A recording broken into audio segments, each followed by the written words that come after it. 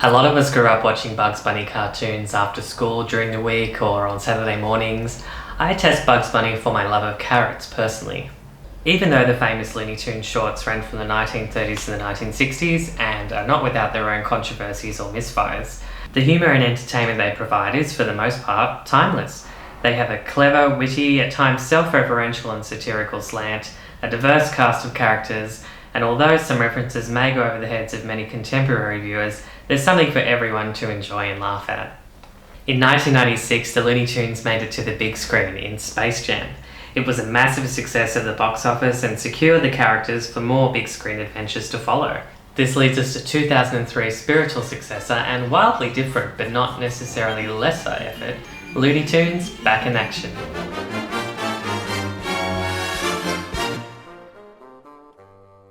I'm just going to throw this at you immediately.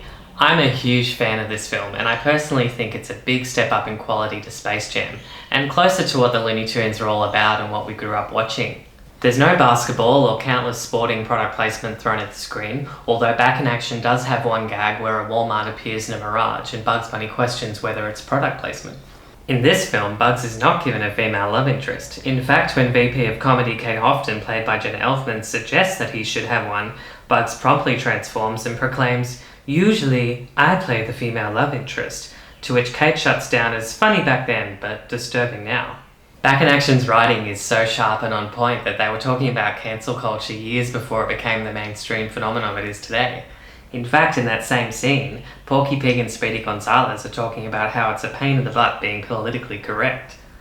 It's the meta approach to the humour that really brings Back in Action closer to the original shorts, and something that was really missing in Space Jam, which focused a little more on slapstick and other humour that was a bit more aimed at a younger and more naive audience, on top of so much schmaltz and sappiness, which personally I can't stand in any movie.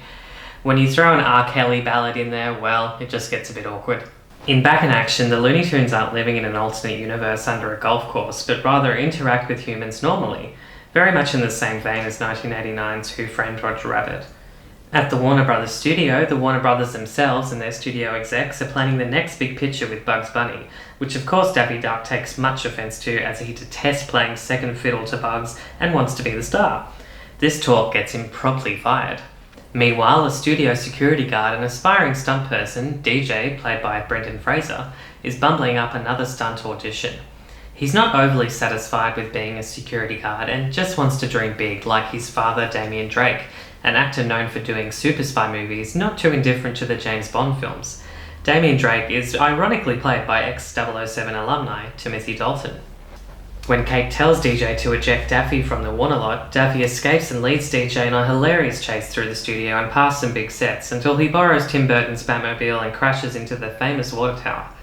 Did anyone else expect the Animaniacs to come out on surfboards when that water tower crashed? Missed opportunity there, I think. This fresh bumble gets DJ fired. He goes home where he and his father live next door to Granny, Sylvester and Tweety.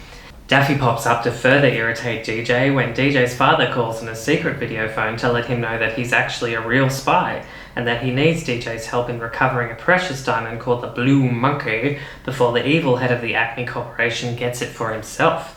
This is music to Daffy's greedy ears, and despite DJ's attempts to get rid of him, they both hit the road to Vegas on a road to find the diamond. Meanwhile, the Warner Brothers are watching dailies of the latest Bugs and Elmer cartoon and discover that they need Daffy to make it work. Bugs finds out the hard way. The Warners inform Kate to get the duck back or she'll be fired too, so she goes to DJ's house looking for Daffy, only to find Bugs in the shower in a hilarious nod to Hitchcock's Psycho, complete with Hershey's chocolate syrup. They pursue them in Damian Drake's super spy car, laden with gadgets and capable of concocting carrot martinis for Bugs. From there, the Looney adventures take them to Vegas, Paris, and the African jungle, whilst the Acme Corp and its chairman, played with cartoonish energy by Steve Martin, is also on their trail, even sending Looney Tune goons like Wile E. Coyote and Elmer Fudd to stop them. Veteran director Joe Dante has a lot of fun here with the script he has. He was reportedly so disappointed with how Space Jam ruined the Looney Tunes' personalities and wanted to stick as close to the source material as possible. He apparently had very little creative control because of studio meddling, but I personally believe the end result is an impressive film that the Looney Tunes and their fans really deserved. The jokes are solid and at times very clever. The scene in the Louvre where Bugs, Daffy and Elmer are jumping in and out of classic paintings like The Persistence of Memory by Salvador Dali and Edward Munch's The Scream is animated hilariously with some very funny moments. We also get a great scene in Area 52 where the characters are attacked by some well-known classic monsters of Scream history, including a Trifid, the robot monster and the Daleks. These smart references may definitely go over the heads of many younger viewers, but it works for the argument that people of all ages can enjoy this movie, and not just kids. Because after all, we were all kids once and grew up with the Looney Tunes. The voice acting is top-notch here, and it's easy to forget that the great Mel Blanc is no longer with us. The voice actors do such a great job and are really spot-on accurate and provide a great tribute to him. As far as the live-action cast goes, Fraser and Elfman are pretty decent in their roles. Fraser particularly has a lot of fun and even provides the voice performance for Tasmanian Devil.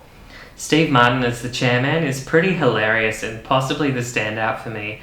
The delivery of his dialogue is quite kooky and unexpected at times, and the physicality is almost as loony as the animated characters.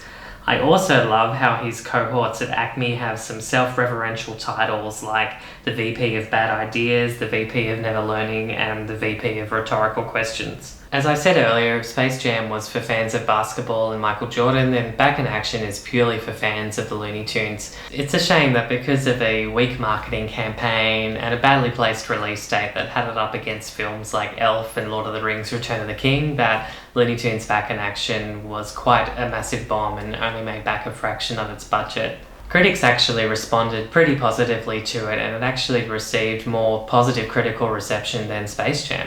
There's not enough data out there to suggest that Back in Action made more money on home video, but I'm guessing it did pretty well, and it's actually formed quite a good audience over the years, and a lot of Looney Tunes fans have come to embrace it as one of the greatest Looney Tunes movies. Space Jam is generally the Looney Tunes movie that most people remember from the late 90s and early 2000s, but for my money, Back in Action is the far superior film.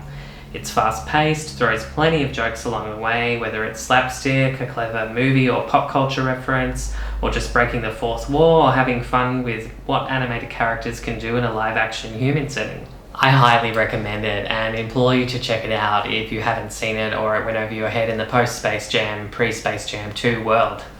Thanks for watching, and don't forget to like, share and subscribe for more content from Road to Nowhere Films. And until next time, oh, I hate to see a grown man cry, especially when it's a Goyle.